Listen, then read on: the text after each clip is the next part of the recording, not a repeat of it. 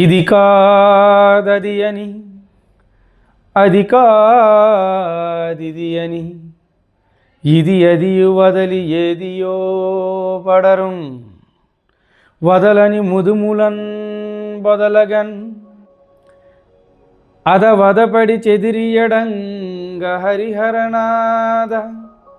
మరి మనకి 10th క్లాస్లో శతక మాధుర్యంలో వచ్చినటువంటి ఈ పద్యంలో చెప్పిన విధంగా ఓ హరిహరనాథ,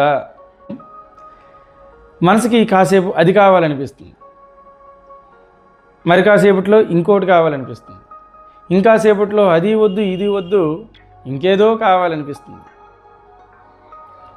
అసంతృప్తితో నిండిన ఈ హృదయానికి ఓ హరిహరనాథ ఏదోటి ఎంచుకునేటటువంటి సంతృప్తిని కలిగించు అని ఈ పద్యం యొక్క భావం అండి.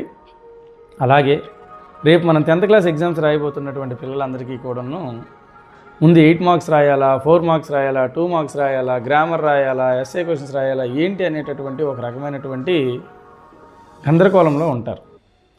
అలాంటి గందరగోళాన్ని వదిలి ప్రశాంతమైన మనసుతో వెళ్ళి క్వశ్చన్ పేపర్ చదివిన తర్వాత మీకు ఏ వచ్చో అవి రాయడం ద్వారా సంతృప్తిని పొంది మంచి మార్కులు పొందుతారని ఆశిస్తూ, ఎటువంటి గందరగోళానికి గురవ్వకుండా మీ కోరికలను, మీ తల్లిదండ్రుల యొక్క ఆశలను, మీ పాఠశాల యొక్క ఆశలను నెరవేరుస్తారని, భావి భారత పౌరులుగా ఎదుగుతారని ఆశిస్తూ ఆశీర్వదిస్తూ అందరికీ హృదయపూర్వకంగా ఆల్ ది వెరీ బెస్ట్ తెలియజేస్తున్నాను.